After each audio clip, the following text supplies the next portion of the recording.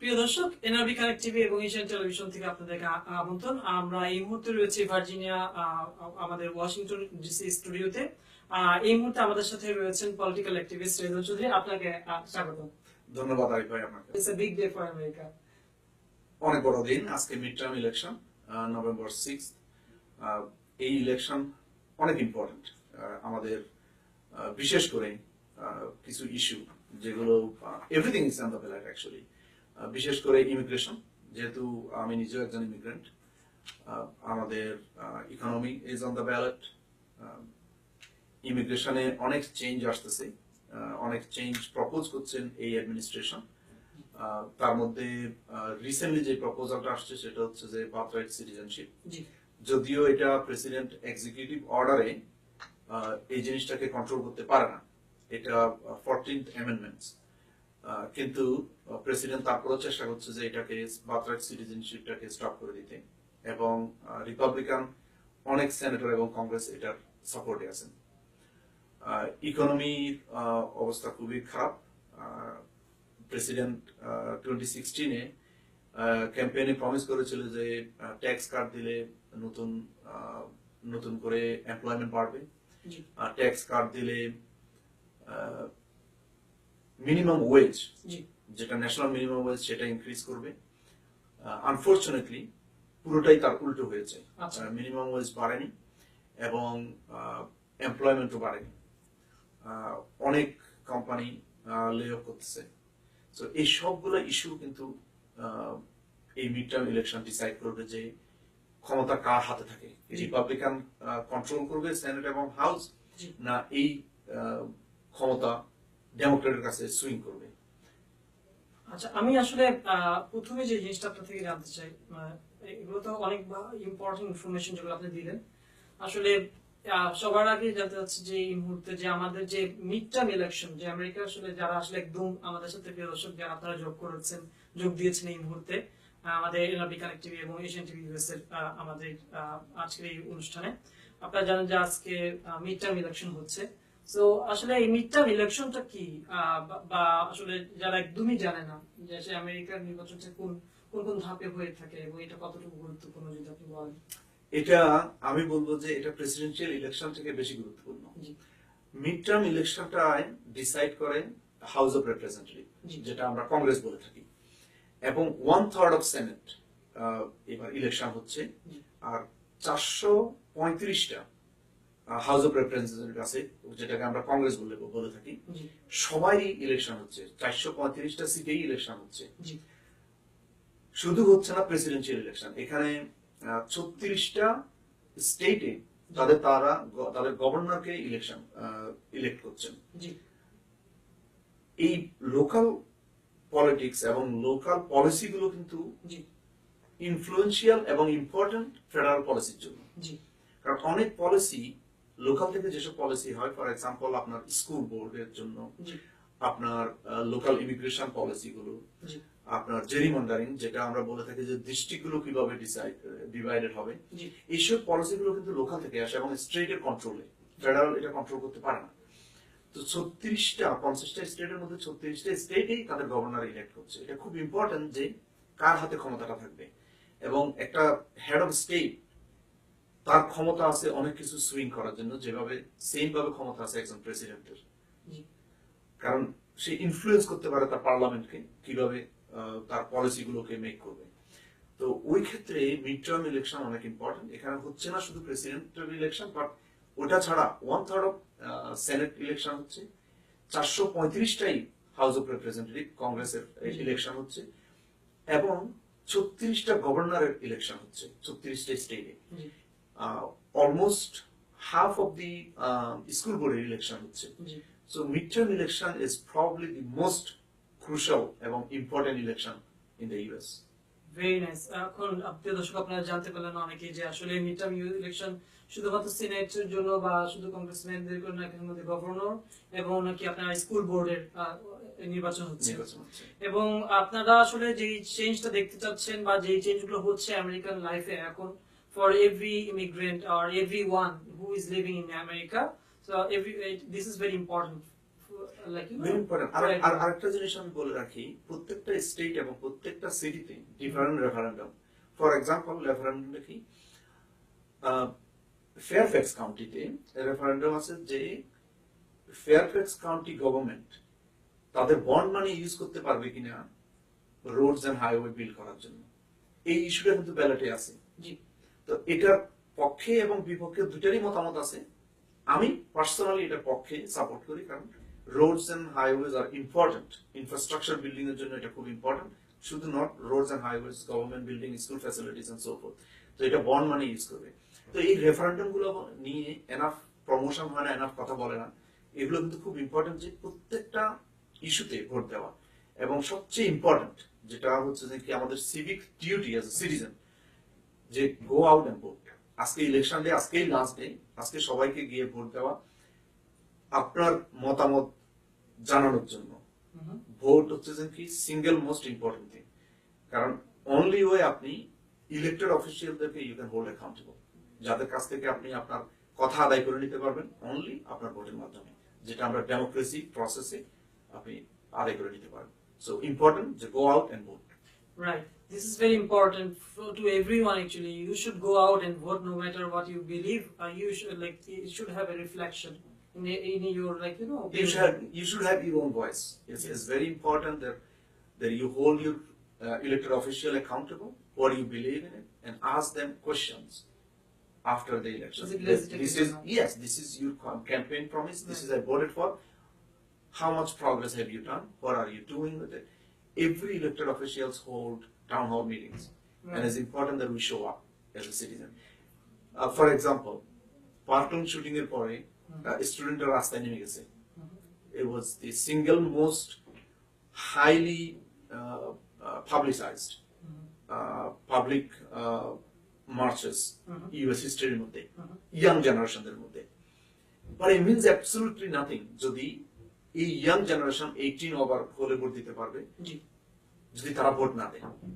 আমেরিকাতে between 18 and 29 33% population, এই 33% এর মধ্যে হাইয়েস্ট ইন হিস্টরি ভোট দিছে 16%। তো ইয়াং জেনারেশন যদি গো আউট এন্ড ভোট দেয়, এই যে তাদের মোবিলাইজেশন, তারা যে গান ভায়োলেন্স নিয়ে কথা বলছে, তারা যে সেফ স্কুল নিয়ে কথা বলছে, it means absolutely nothing যদি তারা ভোট না দেয়। Go out and vote. Whomever you believe in, whatever your beliefs are, whatever you stand for, go out and vote. Practice your democracy. Yes, this is very important. Now we will talk about the going out and vote session, because there are a lot of issues regarding this, because so many people they think my vote will not count. This is not very important, and why not? This is a rainy day. We should sleep. We should watch Netflix or something like that. Yes. So yes, in that case, actually, how important every single vote is, I just want to know from you. Every single vote makes a difference. Let me give you one single example.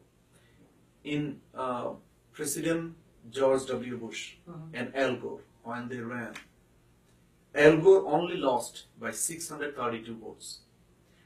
So if I say my vote don't count and 600 other people say the same thing, we would have a different president at that time than President W. Bush. And we wouldn't be in the war, in the Iraq war. So your vote does count. Every single vote counts. Every single voice is important. Your vote is your own voice. So if you wanted to have a say what goes on in your country, in your district, in your area where you live, it is your only choice to go out and vote. খুবই গুরুত্বপূর্ণ। প্রিয় দর্শক, আপনাদেরকে আমরা জানাতে চাই যে এখন যে আমরা যেখানে আছি ওয়াশিংটন ডিসি, মেরিল্যান্ড, ভার্জিনিয়া এলাকা, ডিএমভি এরিয়ায় মিনিমাম 40,000 বা 60,000-এর মতো বাংলাদেশি মিনিমাম আছে। আপনারা যারা নাকি এখানের মধ্যে রয়েছেন, তারা যদি আপনারা আপনাদের পরিবার সহ কারো সিনিয়র সিটিজেন, তাদের বাবা মা আছেন এবং সদ্য ভোটার হয়েছেন, তাদের সন্তানরা আছেন, সবাইকে নিয়ে যে ভোট দেন, আপনাদের ভোট কাস্ট করেন, একটা কম সময়ের মধ্যে দেখবেন যে আমাদের যে আমেরিকার যে সামনে যা অগ্রযাত্রা, সেখানে বাংলাদেশিদেরই, এই বাংলাদেশি ইমিগ্রেন্টদের অনেক বড় একটা ভূমিকা রয়েছে এবং আরো বেশি থাকবে।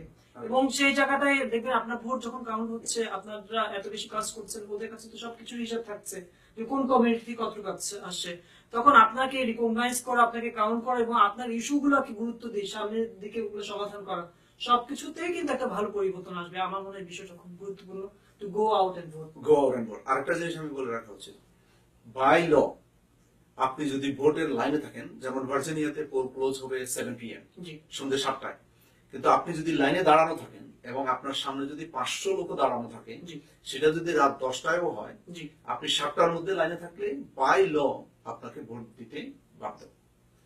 এটা আপনার কনস্টিটিউশন রাইট। আপনি 7টার মধ্যে যদি লাইনে দাঁড়ান, আপনাকে ভোট দিতে। মোস্ট অফ দ্য স্টেটে পোল ক্লোজ হচ্ছে 7টায়, এবং আপনি 7টার মধ্যে লাইনে দাঁড়ালে আপনার সামনে যদি 500 লোক দাঁড়িয়ে থাকে, লাইন থেকে যাবেন না, আপনি ভোট দিয়ে যেতে পারবেন। সো আমরা আমি নিজেই জানতাম না বিষয়টা, খুব আপনাকে ধন্যবাদ যে আপনি যদি বাই লস এটা আছে যে আপনি যদি ভোটের লাইনে দাঁড়ান 7টার আগে, এবং আপনার সামনে যতটুকু ভিড় এবং এই ভোটটা কাস্ট করতে যতটা সময় লাগুক না কেন, তা আপনি এই ভোটটা দেওয়ার অধিকার রাখেন। So there is nothing wrong যদি আপনি মনে করেন একটু দেরিও হন, but please go and vote. হ্যাঁ, আরেকটা জিনিস, অনেকগুলো জিনিস ছোট ছোট চলে আসছে। আরেকটা জিনিস যে প্রভিশনাল ব্যালট, এটা সম্পর্কে অনেকে জানে না। যেমন ফর এক্সাম্পল, আমাদের নাম যদি, আপনার নাম যদি, আমার নাম রেদওয়ান বারী চৌধুরী, এখন কোনো কারণে ওরা বাড়িটা স্পেলিং ভুল করছে অথবা চৌধুরী বানানে ভুল করছে, যেটা আপনার আইডির সাথে, আপনার ভোটার রেকর্ডের সাথে ম্যাচ করছে না, তখন আপনি প্রভিশনাল ব্যালট কাস্ট করতে পারবেন। স্টিল আপনি বাই ল ভোট দিতে পারবেন। তখন তারা আপনাকে প্রভিশনাল ব্যালট দিবে, আপনি ওই প্রভিশনাল ব্যালটে ভোট কাস্ট করবেন, যেটা ওরা পরে কাউন্ট করবে।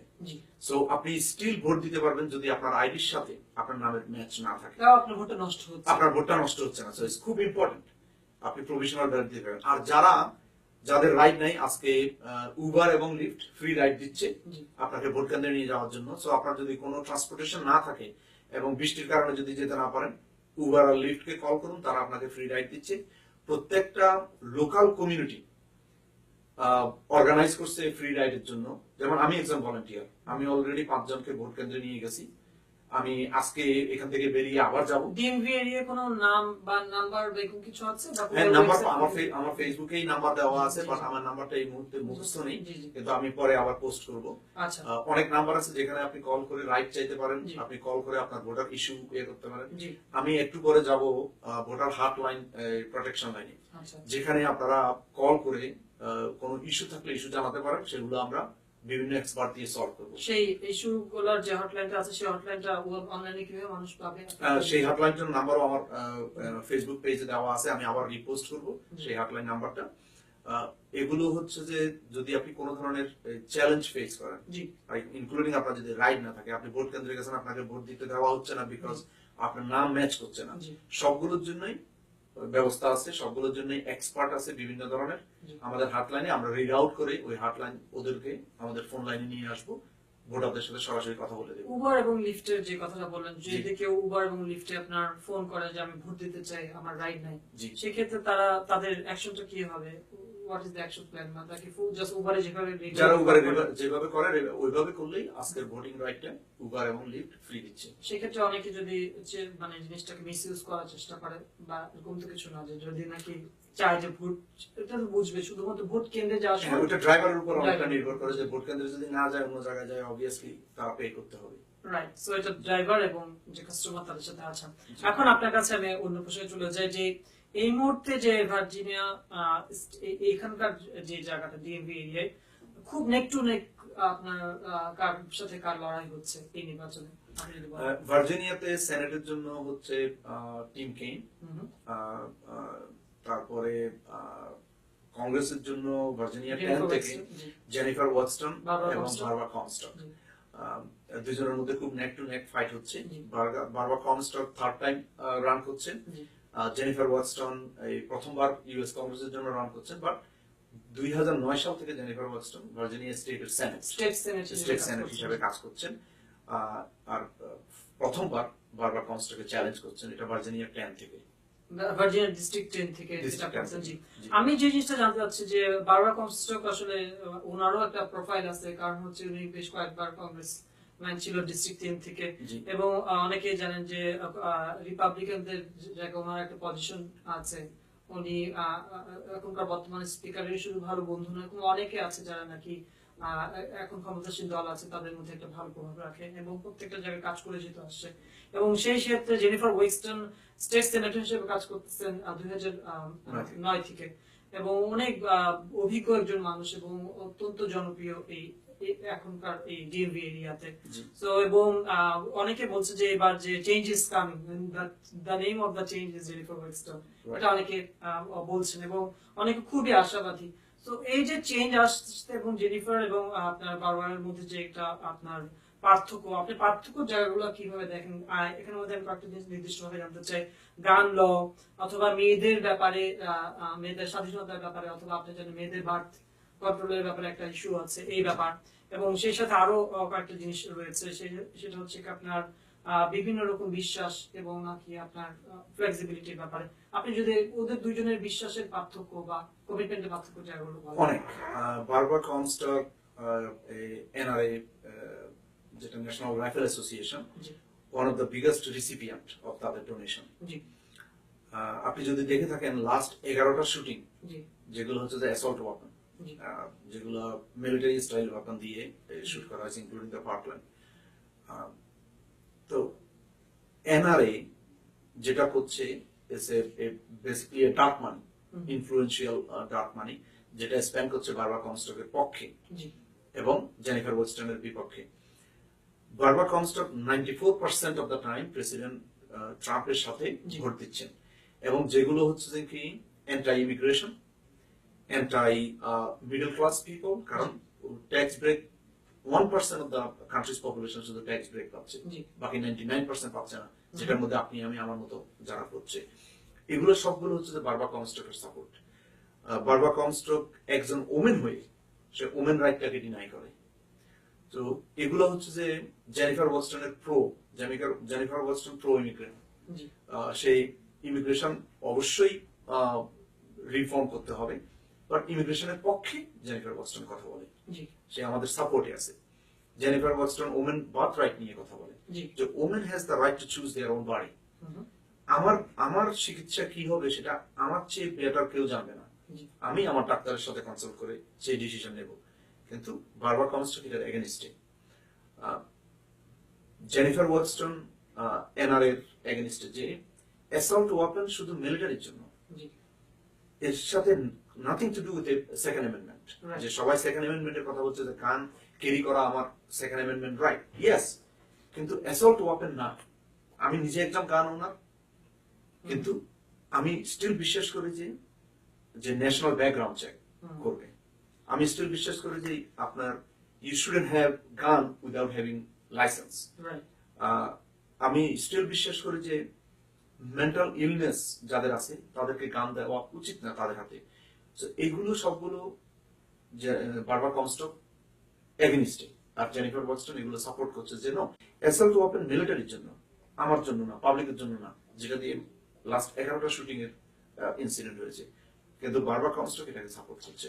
গানের পক্ষে গান রাখা এবং যে অবস্থা আছে সেই অবস্থা রাখা, এটা হচ্ছে বারবার কনস্টকের মতামত। এবং জেনিফার ওয়েস্টন ভাবছে যে না, এরকম ঢালাও ভাবে না, বিষয়গুলো অনেক কিছু। গান কন্ট্রোলের জায়গাটা আপনাকে বিষয়টা বলি, খুবই নাকি গত কয়েক সময় ধরে আসলে খুব নাকি গুরুত্বপূর্ণ একটি বিষয়, এবং একটা পর একটা শুটিং হচ্ছে আমেরিকায়। গত সপ্তাহে ফ্লোরিডাতে একটা যোগা ক্লাসের মধ্যে গিয়ে যেখানে শুট করলো, তার মধ্যে ফরচুনেটলি আমার একজন ফ্রেন্ড ছিল যে ওই মুহূর্তে ওখানে ছিল না, বাট ওই তালহাসের যোগা ক্লাসের মেম্বার, আমার খুব ক্লোজ ফ্রেন্ড। দুজন মারা গেছেন, গানম্যান নিজে নিজেকে শুট করেছেন। তো এই ধরনের ইনসিডেন্ট গুলো কিভাবে থামাবেন? আপনি কিভাবে সেফ পাবলিক প্লেসে যদি এই গান কন্ট্রোলটা রিফর্ম করা না হয়? এখানে একটা জিনিস আমি আসলে খুব গুরুত্বের সাথে বলতে চাই, যেটা নাকি অনেকে আসলে আপনার যেটা আপনাকে ভাবায়, সেটা হচ্ছে কি আমেরিকান গভর্নমেন্টের তরফ থেকে বা অনেক জায়গা থেকে স্পোক্স পার্সনরা বলেন, যদি এটা মুসলমান অথবা অন্য কেউ অন্য রাষ্ট্র থেকে হয়, তাহলে এটা হচ্ছে কি এটা ক্রিমিনাল অফেন্স। আর যদি এটা অন্য ধর্মের অথবা আমেরিকান কোনো হোয়াইট আমেরিকান অথবা অন্য কোনো ইয়ে হয়, যদি নন মুসলিম, তাহলে বিষয়টা হচ্ছে তাদের মানসিক প্রতিবন্ধকতা। সেই বিষয়টা আসলে খুবই অগ্রহণযোগ্য সামগ্রিক দিক দিয়ে, সেভাবে আপনি কি ভাবেন? এটা খুবই আনফরচুনেট যে পলিটিক্স প্লে করে। আনফরচুনেটলি প্রেসিডেন্ট ট্রাম্প আসার পরই যেটা করলো যে মুসলিম ব্যান, এটাতে আসলে যে ফ্রেন্ডশিপ বন্ডটা মুসলিমের সাথে হয়েছে, 1.6 billion Muslim in the world, only handful of people terrorise করছে আনফরচুনেটলি, যারা পুরো রিলিজনটাকে ধ্বংস করে দিচ্ছে, পুরো রিলিজনটাকে খারাপ নাম দিচ্ছে। জি কিন্তু কোনো একটা মুসলিম কোনো একটা ইনসিডেন্ট করলে আমরা খুব কুইকলি পুরো রিলিজনটাকে আমাদের পলিটিশিয়ানরা নিয়ে আসে age a terrorist group. G at the same time আপনি যদি দেখেন এই যে খ্রিস্টিয়ান বলেন, কিছুদিন আগে শুট করলো যে জুদেরকে, ওই খ্রিস্টিয়ানকে আমরা কিন্তু বলতেছি না যে পুরো খ্রিস্টিয়ানিটি ইজ এ টেরোরিস্ট, আমরা বলতেছি ওই ইন্ডিভিজুয়াল ইজ এ টেরোরিস্ট। কিন্তু sadly not a single news media অথবা সিঙ্গেল পলিটিশিয়ান বলেনি যে ও একজন home grown terrorist. This is exactly home grown terrorist. Say Christian, এটা তার পার্সোনাল বিলিভ, এটা তার রিলিজন, বাট সে একজন individual, individually is terrorizing the community. তো আমি মনে করি না যে আমাদের পলিটিশিয়ানরা এবং আমাদের সোসাইটি, স্পেশালি মিডিয়া, কখনো বলা উচিত যে Muslim as a terrorist. Individually psychopath যারা, তারা করছে, ইনহিউম্যান তারা করছে, কিন্তু রিলিজন কখনো টেরোরিস্ট হতে পারে না, সেটা যেই ধর্মেরই হোক। কারণ আমরা বলছি না যে এই খ্রিস্টিয়ান, জি, এটা আসলে খুবই ডিস্টার্বিং একটা ওয়ার্ড, যেটা হচ্ছে কোন একটা নির্দিষ্ট রিলিজিয়ন অথবা নির্দিষ্ট গোত্রের মানুষদেরকে যারা নাকি অন্যায় করে, তাদের কোনো দেশ নাই, তাদের কোনো গোত্র নাই, তাদের কোনো আসলে দল নেই, ঠিক আছে। তাদের যে জিনিসটা সেটা হচ্ছে কি খুব ইম্পর্টেন্ট, সেটা হচ্ছে কি তাদের তারা অপরাধী তাদের সামহাও তাদের ওরিয়েন্টেশনটা যখন তারা স্কুলে ছিল বা তারা বেড়ে ওঠা অথবা যাদের সাথে মিশে, সেই জায়গাগুলো চেক করার ব্যাপার আছে। সেক্ষেত্রে কোনো নির্দিষ্ট কেউ আসলে এটার জন্য দায়ী না, ঠিক আছে। যারা নাকি আসলে অপরাধের সাথে সম্পৃক্ত তারাই অন্তত মানে দায়ী এই বিষয়টা। আমি আবার নাকি মুভ করবো, আপনি যে আমাদের আবু সরকার ভার্জিনিয়া থেকে, উনি একলু ভোটার হটলাইন নাম্বার আমাদেরকে দিয়েছেন ভি এর জন্য, যে ACLU ভোটার হটলাইন নাম্বার, আপনি যদি একটু বলে দেন যে এখানে যে নাম্বারটা রয়েছে 804-644-8080। জি, ফর এনি ইস্যুস। জি, 804-644-8080। যদি আপনি ACLU যে ভোটার হটলাইন নাম্বার, এইখানে ফোন করে কি সুবিধা পেতে পারেন? এই ACLU বলেন, গো ভোট, জি, তারপর ভার্জিনিয়া ডেমোক্রেটিক পার্টি, প্রত্যেকটা অর্গানাইজেশন তাদের হটলাইন ইউজ করতেছে, যেখানে আপনি কল করলে আপনি বিভিন্ন ধরনের সহযোগিতা পাবেন। আপনার রাইট নেই, আপনি ভোট কেন্দ্রে যেতে পারছেন না, আপনাকে হেল্প করবে। আপনি রেজিস্টার কিনা আপনি জানেন না, কোনো কারণে আপনি হারাই ফেলছেন আপনার ভোটার কার্ড, তো আপনি রেজিস্টার কিনা আপনি সেটা জানতে পারবেন এখানে কল করে। আপনার প্রিসিং কোনটা, কোন কেন্দ্রে গিয়ে, আজকে কিন্তু জেনারেল, আজকে কিন্তু ইলেকশন ডে, আজকে আপনি ডিফারেন্ট প্রিসিং এ গিয়ে ভোট দিতে পারবেন না। আপনি যেই প্রিসিং এ রেজিস্টার করা, সেই প্রিসিং এই আপনাকে ভোট দিতে হবে। তো কোনো কারণে যদি আপনি না জেনে থাকেন, আপনি এই হটলাইনে কল করে আপনার অ্যাড্রেস দিবেন, ওরা বলে দিবে যে কি এই অ্যাড্রেসের প্রিসিংটা হচ্ছে যে এই জায়গায়, এই সেন্টার এবং এই অ্যাড্রেস। তো আপনাকে এই বিভিন্ন ধরনের ইনফরমেশন জানাবে। আপনি যদি কোনো কারণে আপনার আইডি না থাকে, আপনি যদি সংকোচ যে আপনি কোন আইডি নিয়ে যেতে হবে, আপনি সেই ইনফরমেশন জানতে পারবেন। প্রত্যেকটা স্টেটের ডিফারেন্ট ল আছে স্টেট অনুযায়ী। এরা সব ধরনের স্টেট এবং সব ধরনের এক্সপার্ট তাদের চ্যানেলে আছে। আপনার যে কোশ্চেন আছে ওই ধরনের এক্সপার্টকে ওরা লাইনে নিয়ে আসবে। ফর এক্সাম্পল, আপনি যদি এই ভার্জিনিয়াতে জানতে চান আপনার কোন আইডি লাগবে, আপনি আপনার ইউনিভার্সিটির স্টুডেন্ট আইডি নিয়ে যেতে পারেন। সেই ইউনিভার্সিটিটা লোকাল হতে হবে। ইউনিভার্সিটির কর্পোরেট অফিস যদি ক্যালিফোর্নিয়াতে হয়, বাট এখানে যদি তাদের বেস থাকে, আপনি সেই আইডি ইউজ করতে পারবেন। আপনি গভর্নমেন্ট ফ্যাসিলিটির আইডি ইউজ করতে পারবেন। আপনি ড্রাইভিং লাইসেন্স এবং government issued photo ID, military ID, nursing হোমের গভর্নমেন্ট নার্সিং হোমের আইডি, যেটা এনি ওয়ান অফ দেম আপনি নিলে আপনি ইউজ করতে পারবেন। আপনি কোনো ক্রেডিট কার্ডের আইডি ইউজ করতে পারবেন না। আপনি নন গভর্নমেন্ট কোনো আইডি ইউজ করতে পারবেন না। আপনি নার্সিং হোম যেটা গভর্নমেন্ট ম্যানেজ করে না, সেই আইডি ইউজ করতে পারবেন না। তো আপনার আইডি মাস্ট হতে হবে অ্যাসোসিয়েট উইথ গভর্নমেন্ট, যেটা দিয়ে আপনি ইউজ করতে পারবেন। খুবই ভালো একটা জানতে পারলেন। শুধু অনেকে আবার চিন্তা করে যে আমার আইডি আছে বা পাসপোর্ট এখনো করিনি, সো ওই আইডি দিয়ে ভোট দিতে পারবো কিনা? তো the answer is yes, of course. If you have only one ID, any one of those government issues, so you are good to go. Alright, so এখন যে জিনিসটা আমি আসলে জানতে চাচ্ছি, যেটা খুব নাকি জরুরি আমার কাছে মনে হচ্ছে, যে এখন যে একটা চেঞ্জ আসছে, যদি চেঞ্জ আসে তাহলে আসলে কি হবে, সেই জিনিসটা জানতে চাচ্ছি। আর হচ্ছে কি এই মুহূর্তে কি কি চ্যালেঞ্জ ফেস করছে যে immigrant is a big issue, like for America at this moment. They are facing so many things actually. the way like the current president, like he is giving all that statement about the like new birth like child and their citizenship, about like the immigrant, about DACA, so many issues actually. I want to hear from you. So immigration is a big issue in this election. কার কাছে ক্ষমতা যাবে, Republican কি কন্ট্রোলে থাকবে না Republican থেকে ডেমোক্রেটের কাছে ক্ষমতা যাবে, এটা কিন্তু ম্যাটার করে। ম্যাটার করে এই কারণে, যদি রিপাবলিকান যদি ক্ষমতা কন্ট্রোলে রাখে, the possibility of immigration reform is 0 to none, এবং বর্তমানে যেসব পলিসিগুলো আছে এগুলোকেও চেঞ্জ করে দেওয়ার পসিবিলিটি আছে। ফর এক্সাম্পল, কনভারসেশন চলছে এবং বিল প্রপোজাল আসতেছে রিপাবলিকান থেকে, সেটা হচ্ছে যে আমি যেমন আমার ভাই বোনদের জন্য অ্যাপ্লিকেশন করছি, আপনি আপনার ভাই বোনদের জন্য অ্যাপ্লিকেশন করবেন সিটিজেন হওয়ার পরে, বা আমার ফ্রেন্ডস এন্ড ফ্যামিলি, তারা নো লঙ্গার অ্যাপ্লিকেশন করতে পারবে তার ফ্যামিলি মেম্বারের জন্য। তারা বলতেছে যে চেইন ইমিগ্রেশন স্টপ করতে হবে। তো চেইন ইমিগ্রেশন হচ্ছে, আমি এখানে আসছি, আমি আমার ফ্যামিলি থেকে বিচ্ছিন্ন, আমি যদি আমার ফ্যামিলিকে না আনতে পারি তাহলে আমি সারা জীবনের জন্য ওদের থেকে বিচ্ছিন্ন থাকবো। হ্যাঁ, আমি যেতে পারবো হয়তো বছরে 2 বছরে একবার ওদেরকে দেখার জন্য, বাট আমি একসাথে থাকার, ফ্যামিলি টুগেদার, এই জিনিসটা হচ্ছে না। এই ইমিগ্রেশন চেঞ্জ আসতে পারে। বার্থরাইট সিটিজেনশিপ নিয়ে কথা বলছে, প্রেসিডেন্ট চাচ্ছে এক্সিকিউটিভ অর্ডার, যদিও এটা 14 অ্যামেন্ডমেন্ট, যেটা এক্সিকিউটিভ অর্ডারে কন্ট্রোল হওয়ার কথা না, তারপরেও প্রেসিডেন্ট তার গায়ের জোরে করতে চাচ্ছে। তো এই জিনিসটা হয়তো কংগ্রেসের ইনফ্লুয়েন্স করে উনি করাই ফেলতে পারেন।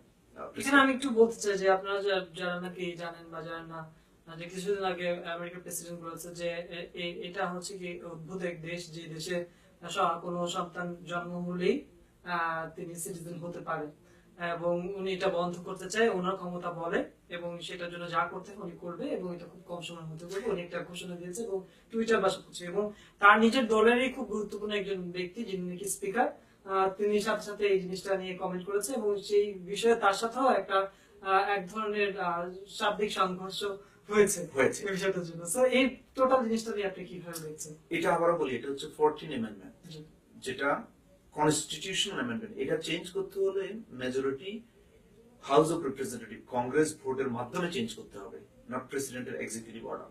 কিন্তু প্রেসিডেন্ট তারপরেও করতে চাচ্ছেন। আমি খুবই সন্দেহ যে এটা প্রেসিডেন্ট আদৌ করতে পারবেন, আনলেস যদি কংগ্রেস রিপাবলিকান পার্টি ক্ষমতায় থাকে। তো এই মিড টার্ম ইলেকশনে ডিসাইড করবে যে কে ক্ষমতায় থাকতেছে এবং আপনার পলিসি কি হবে। আর এটা একটা গ্রেটেস্ট হিপোক্রেসি আমাদের প্রেসিডেন্টের নিজের সন্তান ইভানকা, যে এখন কনভারসেশন হচ্ছে যে next representative of United Nations এর, তার মেয়ে স্বয়ং নিজে বার্থরাইট সিটিজেনশিপ নিয়ে এই দেশের সিটিজেন। সো প্রেসিডেন্টের হিপোক্রেসি কোথায়, যে তার নিজের সন্তান বার্থরাইট সিটিজেনশিপ পেয়েছে এবং ব্র্যাকেটগুলোকে সে স্টপ করতে চাচ্ছেন। এখন ফার্স্ট লেডি মেলানিয়া ট্রাম্প, উনি নিজে 1998-এ ইলিগাল ছিলেন এবং ইলিগাল মডেল হিসেবে কাজ করছেন, এবং সেটা ডকুমেন্ট সহ পাবলিকলি অ্যাভেলেবল। কিন্তু এখন উনি ইলিগাল ইমিগ্রেন্ট।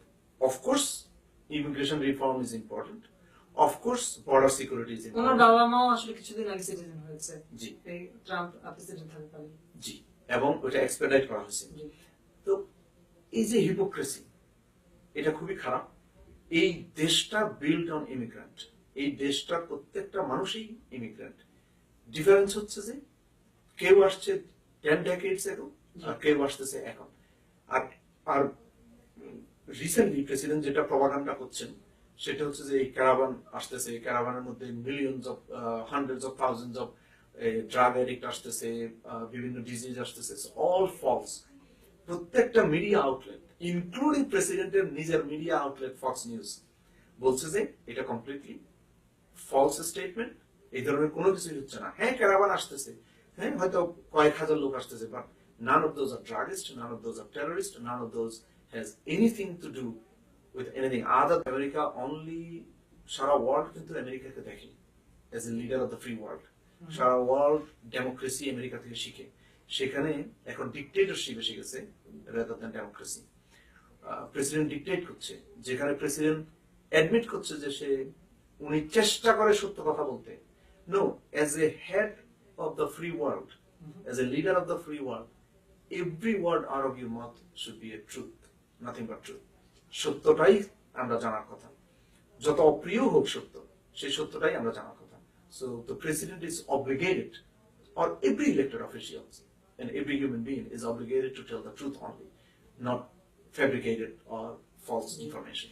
সো প্রেসিডেন্ট বা আসলে আমেরিকা যেখানে চলছে সেগুলো নিয়ে অনেক ধরনের কথাবার্তা হচ্ছে, বাট আমরা আসলে মিড টার্ম ইলেকশনটাকে ফোকাস করে কিছুটা জিনিস জানতে চাই। যদিও নাকি কিছু গুরুত্বপূর্ণ ঘটনা আছে যেগুলো আসলে আপনি চাইলে এড়াতে পারবেন না, যেমন সাংবাদিক জামাল খাশোগি যে এই জিনিসটা সে আপনারা জানেন যে এটার সাথে সৌদি আরবের সাথে যে আমেরিকার একটা রিলেশনশিপ, এবং প্রেসিডেন্ট অনেক বড় বড় যারা নাকি কাস্টমার বলবেন সৌদি আরবের সাথে, যাদের সাথে অনেক বিশাল অঙ্কের ব্যবসা রয়েছে, তারা কিন্তু অনেকে তাদের ব্যবসা গুটিয়ে ফেলছে অথবা সাময়িকভাবে স্থগিত রেখেছে because of to show their mentality and they don't support any type of mistake or যে জিনিসটা কিন্তু অন্যায়, রাইট? সেক্ষেত্রে আমেরিকা প্রেসিডেন্ট স্টেটমেন্ট দিয়েছে যে তারা আমেরিকার সবচেয়ে বড় কাস্টমারদের একজন এবং সবচেয়ে বেশি আয় ইনকাম হচ্ছে এই জায়গা থেকে, সেই জায়গা থেকে কিছু কিছু জায়গায় সে কথা না বলতে বা তার সরাসরি এরকম সব ব্যক্তিত্ব সে সরাসরি প্রকাশ করতে চাচ্ছে না, বা এরকম একটা মনোভাব, সেই জায়গাটা আপনি কি মনে করেন? As a leader of free world, freedom of speech, যেটা আমি একটু আগে বললাম যে প্রেসিডেন্ট ফ্যাব্রিকেটেড ইনফরমেশন পাবলিককে দিচ্ছে। প্রেসিডেন্ট যে কোনো র্যালিতে তার স্টেটমেন্টের শুরুতেই বলেন যে media is the enemy of the people. এইটা অসম্ভব dangerous. It's a dangerous statement by the president of the United States, is a dangerous statement by the leader of free world. Media is the only way you get your message across. The freedom of speech is your fundamental right, is your constitution right. যেটা president fabricated করে বলছে যে media is the enemy of the people. এবং আপনি যে কথাটা বললেন, yes, president সৌদির সাথে পার্সোনাল বিজনেস আছে, পার্সোনাল রিলেশন আছে দেখেই প্রেসিডেন্ট সৌদি আরবের সাথে এবং ওই কিংডমের সাথে মিলে কথা বলছেন। বা তিনি বলছেন যে অফিসিয়াল আমেরিকার সবচেয়ে বড় বায়ার তারা, বা জি, তাদের সাথে ওভার $10 billion এর আর্ম ডিল হয়েছে রিসেন্টলি। হ্যাঁ, আপনি আরেকটা কথা বলছেন যে অনেক বড় বড় কোম্পানি এবং অনেক বড় বড় বিজনেস বা ডোনার পুল আউট করছে। ইয়েস, সেদিন দেখলাম আমি বিল গেটস গত পরশুদিন বিল গেটস তার চ্যারিটি পুল করেছে সৌদি আরব থেকে। তো অনেকেই করতেছেন, বাট আনফরচুনেটলি প্রেসিডেন্ট কোনো স্ট্রং দিচ্ছে না, স্টেটমেন্ট দিচ্ছে না সৌদির এগেইনস্টে।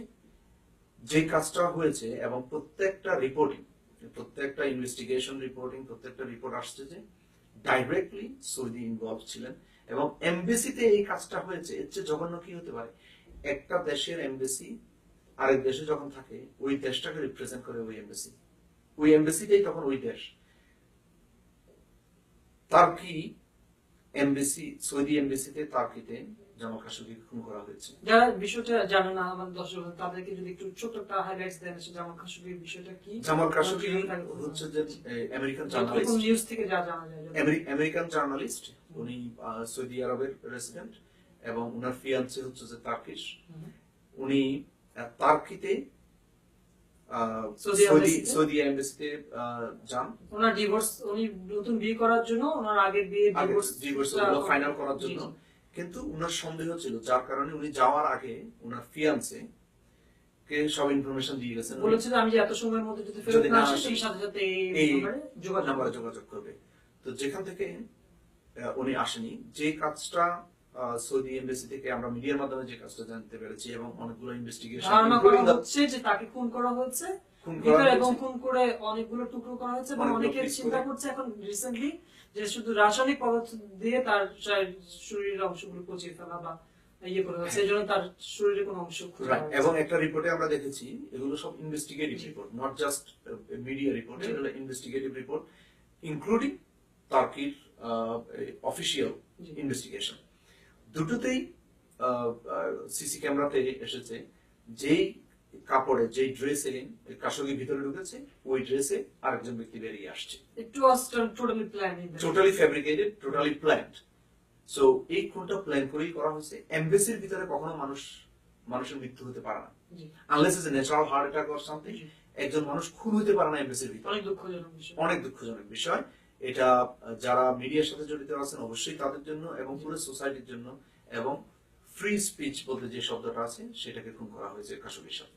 আচ্ছা, সো এটা এই মুহূর্তে বিশ্বের জন্য one of the burning topic in every international media and everyone like they are concerned about this.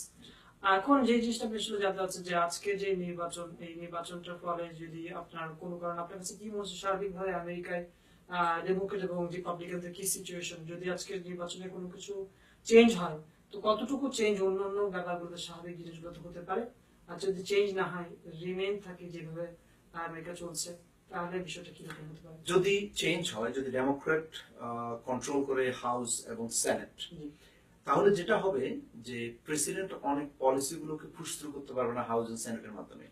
Still প্রেসিডেন্টের কনস্টিটিউশনাল রাইট আছে কিছু কিছু জিনিস সে এক্সিকিউটিভ অর্ডার দিয়ে উনি করতে পারেন, কিন্তু পলিসি চেঞ্জ করার জন্য মেজর পলিসি, ফর এক্সাম্পল যদি হেলথ রিফর্ম করতে হয়, যেটা ওনারা অনেকবার ট্রাই করে ফেল করছে, ওই ধরনের পলিসিগুলো যেগুলোকে কংগ্রেস মাস্ট বি ইনভলভ এবং সেনেট ইনভলভ, সেই পলিসিগুলো হয়তো পুশ থ্রু করতে পারবে না। বাট প্রেসিডেন্ট লাস্ট 2 ইয়ার্স ধরে কোনোভাবেই ডেমোক্রেটের সাথে কাজ করেন, শুধু তার পার্টির সাথেই কাজ করেছে। তো এখন যেটা হবে যে ওই জিনিসটা ডেমোক্রেট ব্লক করতে পারবে। তার মানে এই না যে ডেমোক্রেট এবং রিপাবলিকান মিলে কোনো ভালো পলিসি মেক করবে না, অবশ্যই করতে পারে এবং প্রেসিডেন্টই এটা কি রোল প্লে করতে পারে। তো চেঞ্জ হলে যেটা হবে যে প্রেসিডেন্টের নিজের ইচ্ছা মতো কাজ করাচ্ছে পাবলিক, আমরা যারা ভোট দিয়ে পাবলিক অপিনিয়ন তখন বেশি প্রায়োরিটি দিতে হবে, কারণ পাবলিকই এই কংগ্রেস এবং সেনেট চেঞ্জ হয়েছে, ওরাই মেজরিটিতে যাবেন যদি চেঞ্জ হয়। আজকে আমি আশাবাদী, আমি হোপফুল যে চেঞ্জ হবে, এবং আমি চাই যে চেঞ্জ হোক এই কারণে যে পলিসিগুলো প্রেসিডেন্ট এবং রিপাবলিকান পার্টি, বর্তমান কংগ্রেস, যেহেতু তিনটা আর্মস গভর্নমেন্টের স্ট্রং আর্মস, দি অ্যাডমিনিস্ট্রেশন, কংগ্রেস এবং সেনেট, তিনটাই রিপাবলিকানের কন্ট্রোলে, তাদের ইচ্ছা মতো তারা এখন বিল পাস করছেন। অনেকে জানেই না এই যে অনেক ইমিগ্রেশন পলিসি নিয়ে যখন কথা হচ্ছিল, হাউ ইট ওয়ার্কস, ইমিগ্রেশন নিয়ে কথা হচ্ছে, কিন্তু ভিতর দিয়ে one of the biggest tax cut তারা বিল পাস করাই দিয়েছে মেজরিটি দিয়ে, ডেমোক্রেটের ছাড়া। তো এই জিনিসগুলো আর হবে না, এটা ব্লক হবে। এই ট্যাক্স কাটে যারা বিলিয়নার, তাদের মধ্যে অনেকেই পাবলিকলি স্টেটমেন্ট দিছে, আমার ট্যাক্স ব্রেক, এডিশনাল ট্যাক্স ব্রেকের দরকার নেই, মিডল ক্লাস পিপলের দরকার। Tax break should be given to the 99% of the people, middle class, not top 1%। Top 1% already rich. Bangladeshi ভাষায় যেভাবে বলে অনেকে যে তেলের মাথায় তেল, যারা আসলে নাকি রিচ তাদেরকে তো আসলে কোনো কিছু ওরকম ভাবে ছাড় দেওয়া হচ্ছে, যাদেরকে খুব বেশি প্রয়োজন তাদেরকে যেন কিছুটা হ্যান্স দেওয়া হয় যেন তারা একটু সার্ভাইভ করতে পারে। জি, আপনি যদি ধরেন ওয়ালটন ফ্যামিলি, ওয়ালটন ফ্যামিলি যারা ওয়ালমার্ট এবং স্যামস ক্লাব ওন করেন, জি জি, the richest in the United States, তাদের এই ট্যাক্স ব্রেকের পরে তাদের billions of dollar profit increase করছে। তাদেরকে কিন্তু নট এ সিঙ্গেল পেনি তারা মিনিমাম ওয়েজ ইনক্রিজ করছে কোন ওয়ালমার্টে। সো প্রেসিডেন্ট যেই স্টেটমেন্ট দিয়ে, রিপাবলিকান পার্টি যে স্টেটমেন্ট দিয়েছে যে মিনিমাম ওয়েজ ইনক্রিজ হবে, ইকোনমিক গ্রোথ করবে, কমপ্লিটলি ফ্যাব্রিকেটেড, কমপ্লিটলি ফলস। একটা সিঙ্গেল এমপ্লয়ি তাদের স্যালারি রেজ করেনি, কোন মিনিমাম ওয়েজ রেজ করেনি, but Walton family over $4 billion profit increase করছে।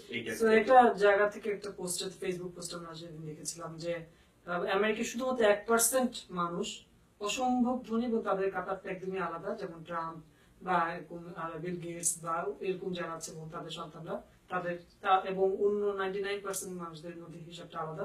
যদিও একটা প্রবাদ আছে যে পৃথিবীতে 20% মানুষ 80% সম্পত্তির মালিক। তো এটা, এই সম্পত্তিটা আসলে তাদের না, এই সম্পত্তিটা সবার, এবং সবগুলো ধর্মে, সবগুলো সমাজে, সবগুলো আইনি বলা আছে যে প্রত্যেকটা জায়গা থেকে ডিস্ট্রিবিউট করতে, ডিসপাচ করতে হবে, এই ওয়ার্ল্ডটাকে যদি গ্রিন রাখতে হয়।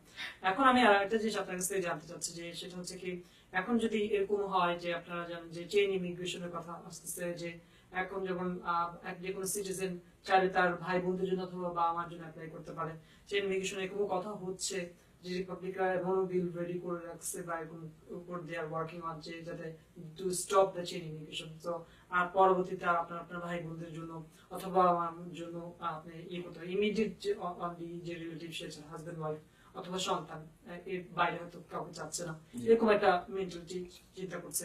আবার ওই দিক দিয়ে চিন্তা করছে যে এখানে যদি আগে যেমন ছিল যে কেউ যে কোনো ভাবে আসুক এখানে, তারা যদি এখানে জন্ম হয়, তাদের যেমন ওই সন্তানটা হচ্ছে কি একটা সিটিজেন হবে, তারপর অনেকে ফেরত যাচ্ছে বা অন্য কিছু। তারপর ঢাকার যে বিষয়টা, যে আপনি জানেন ঢাকায়, ঢাকা, আপনি যদি ঢাকার বিষয়টা বলেন যে কতগুলো মানুষ ঢাকা আন্ডারে আছে এবং এই পরিবর্তনটা আসলে কি কি সিচুয়েশনে আছে, ঢাকার থেকে তারা কি সুবিধা পেত, এখন তারা কিরকম একটা মেন্টাল অস্থিরতা আছে যদি বলতেন। আমার এক্সাক্ট নাম্বার হয়তো জানি না, জি। বাট ওভার 2 মিলিয়ন জি। ঢাকার ঢাকা বিষয়টা কি আসলে? ঢাকার বিষয়টা হচ্ছে যে, ফর এক্সাম্পল আমি ছোট্ট করে উদাহরণ দিই, জি। যে আমি যদি ইলিগালি এই দেশে আসি জি। এবং আমার যদি আন্ডার এজ বাচ্চা আমার সাথে এই দেশে ইলিগালি আসে, 17 বছরের নিচে। জি, ইলিগালি বাচ্চা যদি দেশে আসে, আনফরচুনেটলি ওই বাচ্চাটার তো কোনো ডিসিশন মেকিং এবিলিটি নাই। জি। অ্যাজ এ প্যারেন্ট বা গার্ডিয়ান হিসাবে আমি ডিসিশন নিচ্ছি ওই বাচ্চাটার জন্য। জি। তো ঢাকা ওই বাচ্চাটাকে প্রটেক্ট করতেছে, জি। ওই বাচ্চাটাকে লিগ্যাল প্যাথ দিচ্ছে এই দেশের সিটিজেন হওয়ার জন্য, যেটা ঢাকাটা স্টপ করে দিয়ে এই পথটা বন্ধ হয়ে যাচ্ছে। তো ঢাকা খুবই ইম্পর্টেন্ট, কারণ একটা আন্ডার এজ বাচ্চা, একটা 2 মাসের বাচ্চা বা একটা 2 বছরের বাচ্চার কোনো এবিলিটি নাই, সে কোথায় যাবে, কোথায় থাকবে, কিভাবে খাবে এবং কোন দেশে তার এই রেসিডেন্স হবে, জি। সেটা এজ এ গার্ডিয়ান হিসেবে আমার চয়েস বা এজ এ প্যারেন্ট হিসেবে আমার চয়েস। তো ওইভাবে যারা এই দেশে আসছে বিভিন্ন দেশ থেকে ইলিগালি আসছেন বা তাদের বাচ্চার সাথে আসছে আন্ডার এজ চিলড্রেন, তাদেরকে লিগ্যাল প্যাথ টু সিটিজেনশিপ করার জন্যই এই টাকাটা ক্রিয়েট করা হয়েছে। তো এই টাকাটা খুবই ইম্পর্টেন্ট প্রত্যেকটা ইমিগ্রেন্টের জন্য, এবং প্রত্যেকটা ইমিগ্রেন্ট ইলিগাল বাচ্চাদের জন্য, যারা ইলিগালি এই দেশে আসছে বাট আসছে এজ এ চাইল্ড, যাদের কোনো ডিসিশন মেকিং এর এবিলিটি নেই, তাদের জন্য এই লটা। তারা কি কি ফ্যাসিলিটিস পেতো এটা দিয়ে? ড্রাইভিং লাইসেন্স বানাতে পারতো, তারা ড্রাইভিং লাইসেন্স, তারা সব লিগ্যাল কাজ ওয়ার্ক করতে পারমিট, পারবে, প্রত্যেক বছর বছর work permit work permit renew করতে পারবে, এবং একটা সার্টেন পর্যায়ে গিয়ে লিগ্যাল প্যাথ টু সিটিজেনশিপ তারা এই দেশের নাগরিকত্ব পাবে। কারণ যে 2 মাস বয়সে আসছে সে তো কিছুই জানে না, তার জীবনে আর অন্য কোনো স্মৃতি অন্য নেই, কিছু অন্য স্মৃতিও কোনো নাই। দেশও চিনে না। এবং যে 5 বছর বয়সে আসছে সে একটা বাচ্চা, তার কি স্মৃতি থাকবে আরেকটা দেশের? সে তো এই দেশেই গড়ে উঠছে, এই দেশেই বয়সে যখন থেকে কথা বলা শিখতেছে, সে এই ভাষায় কথা বলতেছে, এই কালচারে বড় হচ্ছে, এই দেশে বড় হচ্ছে, কেউ কেউ এই দেশের সন্তানদেরকে পড়াচ্ছে ইউনিভার্সিটি বা পড়াচ্ছে কলেজে। পড়াচ্ছে। তো ওই ঢাকাটা খুবই ইম্পর্টেন্ট ওদের জন্য। তো এখন তাদেরকে নিয়ে কি ফ্রাস্ট্রেশন তৈরি হচ্ছে, মানে এখন যে সরকার বা যারা নাকি নতুন আইন প্রণয়ন করছে তাদের জন্য কি ভবিষ্যৎ তারা নির্ধারণ করতে চাচ্ছে? যদি ঢাকা বন্ধ হয়েছে তাহলে কি হবে? ঢাকা বন্ধ হয়ে গেলে কি হবে, এই ডিসিশনটা এখনো কোনো ডিসিশনে আসেনি এই অ্যাডমিনিস্ট্রেশন এবং এই সেনেট এবং এরকম একটা ইস্যু রেজ করেছিল এর মধ্যে রেজ করেছিল, কিন্তু এটা কোনো পার্মানেন্ট সলিউশন আসেনি। এটা নিয়ে ডেমোক্রেট এবং রিপাবলিকান দুই পক্ষেই তাদের যুক্তি দিচ্ছেন যে না, এদেরকে বেরিয়ে গিয়ে আবার লিগেল হয়ে আসতে হবে। কিন্তু এটা যতটুকু বলা সহজ, ফর এক্সাম্পল যদি কেউ এখন প্যালেস্টাইন থেকে আসে বা ইরাক থেকে আসে, একটা ওয়ার জোন থেকে আসছে, তার মধ্যে অনেকজন আসছে যেগুলো রেফিউজি হিসাবে, তারা একটা রেফিউজিরা পাচ্ছে, কিন্তু যারা যান নিয়ে চলে আসছে বিভিন্ন হস্টাইল সিচুয়েশন, তারা কিভাবে ওই দেশে ফেরত যাবে? তারা কাকে চিনে? No way no place to go. তারা কোথায় যাবে, কার কাছে যাবে, এবং গিয়ে কোথায় থাকবে এবং কি প্রসেসের মাধ্যমে ওরা আবার আসবে, এটা কোনো ডিফাইন করা হয়নি। শুধু বলতেছে তাদেরকে বেরিয়ে যাও, লিগ্যাল ভাবে আসো। লিগ্যাল ভাবে আসাটা তো এত ইজি না। কিভাবে আসবে ওরা, কোথায় যাবে, তাদের কে আছে আত্মীয় স্বজন বা কার কাছে যাবে? কিন্তু ডেমোক্রেট বলছে যে না, এখানে থেকে দরকার হলে এটাকে আমরা কালেকটিভলি মডিফাই করে ঢাকাটাকে বাঁচাই রাখি এদের সাথে। আমি র্যাপ আপ করার আগে একটা জিনিস জানতে চাচ্ছি, so there are lot of issues there, including gun control, including যে উইমেনদের যে বার্থ কন্ট্রোলের এই জায়গাটা, Dhaka, so many things going on. এখানের মধ্যে আপনার নিজস্ব মতামত, প্রত্যেকটা মানুষের নিজস্ব মতামত আছে, এবং সেটা যদি জেনে শুনে সেই মতামতটা দেওয়া হয় তাহলে তো সবার জন্য, ভবিষ্যতের জন্য ভালো হয়। সেক্ষেত্রে আসলে জানা দরকার আছে কি করলে আপনার একটা সিঙ্গেল ভোট অনেক বড় মানে রাখতে পারে, কি করলে আপনি নিজে একটা বড় পরিবর্তন আনতে পারেন, এবং সেই ক্ষেত্রে আপনার পার্টিসিপেশন খুব জরুরি। শুধুমাত্র আপনি ভোট দিবেন না, আপনি আপনার বাসায় যদি নতুন কোনো ভোটার থাকে, আপনার সন্তান অথবা ভাই বোন অথবা আপনার বাবা মা যদি সিনিয়র সিটিজেনও থাকে, আপনি তাদেরকে কিভাবে হেল্প করে ভোটটা দেওয়াতে পারেন। এবং কিভাবে আপনাদের কাছে যদি কোনো রকম রাইট বা অন্য কিছু সমস্যা থাকে অন্যদের হেল্প নিয়ে কিভাবে ভোটটা কাজ করতে পারেন। আপনার এই ধরনের ছোট ছোট ইনিশিয়েটিভ অনেক বড় একটা চেঞ্জ আনতে পারে আমেরিকার আপনার জীবনে, রাইট? এবং আপনার কাছে মনে হতে পারে যে আপনি যদি বিশ্বাস করেন যে আপনি যা বিশ্বাস করছেন সেই অধিকারটা রাখার জন্য আপনি কাজ করে যাবেন, এটা শুধুমাত্র আজকে বা একদিনে বা এই ভোটের জন্য না হোক, এই পথ যদি আপনি চলতে থাকেন কোনো একটা সময় অবশ্যই আপনারা খুব ভালো কোনো ফল দেখতে পারবেন। অবশ্যই। আমি আবারও বলবো ধন্যবাদ আরিফ ভাই, আপনাকে ধন্যবাদ Asian TV and B connect TV আজকে এই ইভেন্ট হোস্ট করার জন্য। Mid term election is one of the most important election. So আপনি যদি ভোট দিয়ে না থাকেন, if you haven't vote yet, go out and vote. Vote for your choice of candidate, but vote educatedly. বলবো যে জানুন আপনার ক্যান্ডিডেট সম্পর্কে, সে কি বিষয় নিয়ে স্ট্যান্ড করে, but everything in our daily lives is on the ballot. Everything. Immigration is on the ballot, healthcare is on the ballot, education is on the ballot, economy is on the ballot. So please go out and vote. You have until 7 p.m. this evening to go out and vote any way you can. If your name doesn't match, you can ask for provisional ballot, you can vote. If you don't have a right, you can call Uber or Lyft or call any hotline number and ask them that you are waiting to go out and vote, but you don't have right. So if you face any sort of challenge, the number is posted on our Facebook page. Please call that hotline number and ask for help. Any help that you need. There are experts available and they can help. জি, আপনাকে আরেকটা জিনিস জানতে চাচ্ছি যে যারা নাকি আমাদের new York থেকে আমাদের অনুষ্ঠান দেখছেন এবং যারা আপনার নিউ ইয়র্ক থেকে আপনারা যাচ্ছেন, অনেকে কাজের কারণে হয়তো এত বেশি খবর রাখেন না, তারা জানেন না যে আসলে কোন জায়গায় যাবে। তারা যদি ভোট দিতে রাজিও হয় আমাদের অনুষ্ঠান দেখে অথবা নিজের থেকে বিভিন্ন ভাবে, তাদের জন্য জানাচ্ছি যে আপনারা যদি যান আপনার নিউ ইয়র্কে বা এরকম স্টেটে যারা আছেন, যে আলেকজান্দ্রিয়া ওকাসিও কোর্টেজ, যেটা নাকি ইউএস কংগ্রেসের জন্য লড়ছে সেখান থেকে, এবং জেসিকা রেমোস লড়ছে নিউ ইয়র্ক সেনেটর হিসেবে, তাদেরকে জেসিকা রেমোস রয়েছে আপনার ডেমোক্রেটদের থেকে, এবং ক্যাটালিনা ক্রুজ রয়েছে নিউ ইয়র্ক অ্যাসেম্বলি থেকে। সো এটা হচ্ছে সেখান থেকে আপনি যদি বলে দেন যে ভার্জিনিয়াতে কে আছে ডেমোক্রেট থেকে? ভার্জিনিয়াতে সেনেটর হিসেবে Tim Kaine, senator Tim Kaine রি-ইলেকশনে রান করছেন, তাকে ভোট দিতে পারেন। জেনিফার ওয়াটসন, ভার্জিনিয়া 10, যারা প্রিন্স উইলিয়াম কাউন্টিতে আছেন, Jennifer 10। Babar Latif, very good friend of mine, running for school board chairman in Prince William County. He is acting chair, so please vote for him. Vote for Senator Tim Kaine, vote for Jennifer Wadston. If you, all of my Florida friends in my Facebook or in Connected, vote for Andrew Gillum. He is a progressive, will make Florida great again. Vote for Senator Nelson. He is running for re-election. In Texas, vote for Beto O'Rourke, who has a progressive idea, who brings new, fresh breath of air. So vote for issues. Try to educate yourself, the candidate, what they stand for, but most importantly, go out and vote. It's your civic right and exercise your civic right. Remember, our ancestors, thousands, hundreds of thousands and millions who died to give us this very freedom, to give us this very right.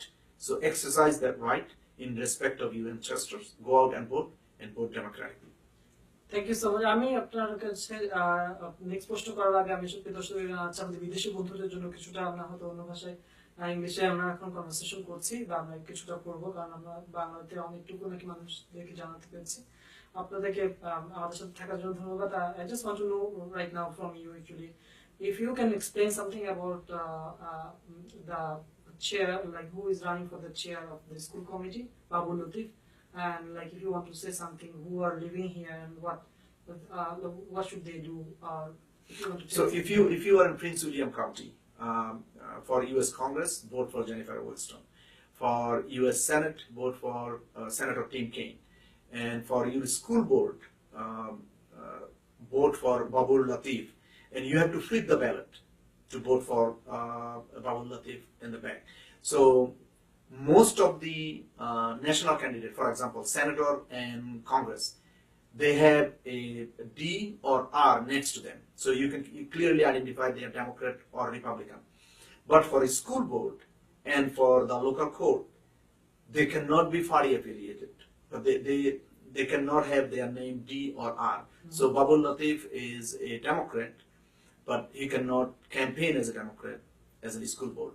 So you have to flip the ballot and vote for Babul Latif, a personal friend of mine and a very good human being who supports public education, who is actually doing great in Prince William County.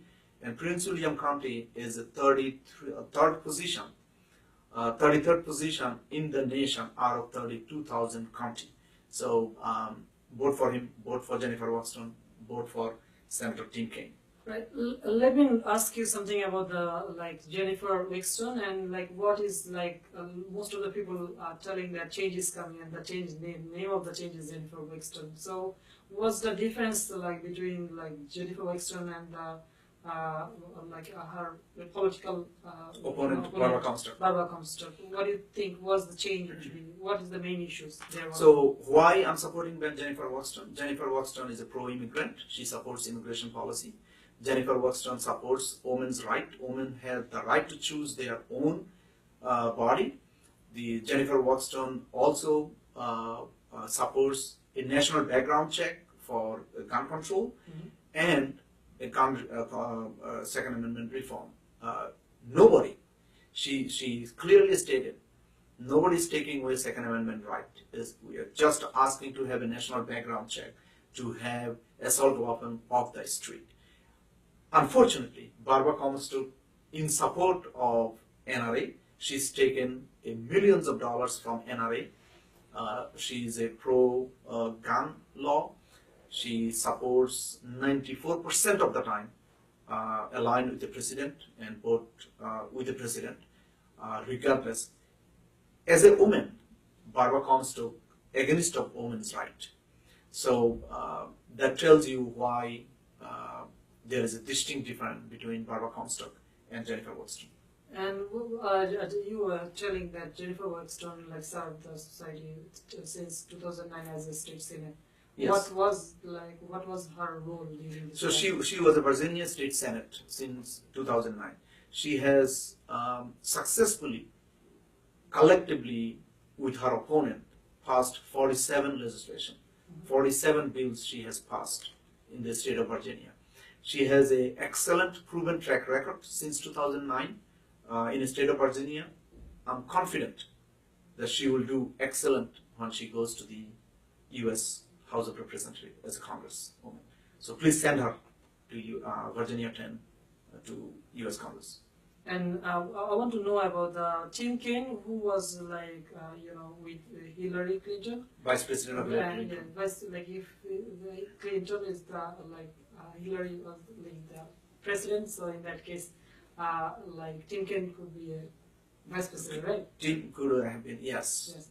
So in that case, what do you think about Tim Kaine and what's his situation right now at this moment? At this moment, again, don't believe in any pollster, don't believe in any numbers. Go out and vote regardless.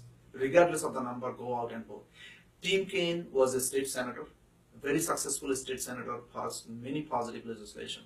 Tim Kaine was a Virginia state governor, a successful Virginia state governor who passed many good legislation. He has been doing excellent in U.S. Senate, supporting positive legislation, opposing legislation that is not good for average people. He is far more inclusion than division. So there is a distinct difference between those two candidates. One of them is an anti-immigrant, anti-healthcare. Healthcare, Tim Kaine believes healthcare is a fundamental right. So he believes in healthcare. The 20 million people were beneficiary of the Obamacare. He supports it. He supports immigration reform. This country was built by the immigrant and is a nation of immigrant, and he supports it. So there is a distinct difference. That's why I'm supporting Tim Kaine. And both president, the past president, the current president, they are also supporting. They are doing a lot of work for this midterm election.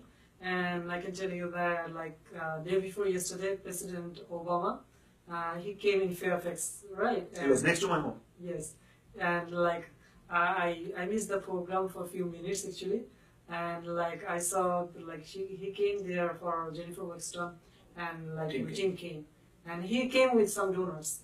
Yes, so President Obama was there for about 10-15 minutes. Yes. He came with a box of donors, and so did the Tim Kaine and Jennifer Wexton in support to energize the volunteers. What was his words? So his word of encouragement for specifically to motivate each and every one of us who are volunteering in the rain, in the sun, and canvassing, phone banking, going knocking doors, passing on handouts in support of Tim Kaine and Jennifer Wexton. So he came to encourage us, to say his word of encouragement, especially to thank us for our hard work. At the same time, mobilizing all the voters in the area to go out and vote. Go out and vote for Tim Kaine, go out and vote for Jennifer Wexton. It's very important, it's very crucial that Democrat takes control of the House and the Senate in order to put a pause or put a break to all these progressive and negative agenda is proposing by this administration, by this controlled Senate and House. Yes, so we are almost at the end of the program. So do you want to say something in remarks of how they will go and cast their vote for every single person? Do you have any comment for that? So yes, and again, thank you NRB Connect TV, thank you Asian TV, and thank you everybody for having this discussion. It's very important. Go out and vote, regardless what your beliefs are, regardless who you support. Exercise your civic duty. It is your responsibility to go out and vote. Your vote is your voice. So only way you can hold accountable your elected officials is by practicing, by exercising your very civic right is voting. So go out and vote regardless. Every employer allows you to allows enough time for you to go out and vote. So please go out and vote. Even after work, polls are open until 7 p.m. in most states. So please go out and vote. And again, if you are in line by 7 p.m., by law, the pollster, by law, the people in charge will allow you to vote. So they cannot turn you down if you are in line by 7 p.m. So please go out and vote and stand in the line. If you are in line by 7 p.m., stay in line. Regardless how late, regardless how many people in front of you, they will allow you to vote. This is their right. This is their right. And if your name doesn't match, ask for provisional ballot. You can still cast your vote. If you don't have a right, call Uber or Lyft or call the hotline number on my Facebook page and ask for help. If you have a question where you go vote, call your hotline number. If you don't know your precinct, call the hotline number. They will guide you. If you are not sure if you are registered to vote or not, they will guide you. Call the hotline number. And one last thing, for whatever reason, if you find yourself at the polling booth and when you went to cast the vote and you are not registered, ask for a registration. They will allow you to register. Unfortunately, you cannot cast the vote, but they will allow you to register, which means you can vote on the next election. Thank you so much. Go out and vote. Get out the vote. Thank you so much for being with us, and this is really true. If you believe something, you have to do something so that you can see the change. And this is the best time to let people know what you want to see. And your small things can make a big difference. And we all are doing work for a better world, for a greener world. And we need everyone in this journey. And if everyone work together, we can have a beautiful life, right? Yes. Thank you. Thank you so much for being with us. আপনাদের সবার সাথে দেখা হবে আবারও আমাদের Washington studio থেকে অন্য কোনো প্রোগ্রামে। আপনাদেরকে আজকে এখানে বিদায়।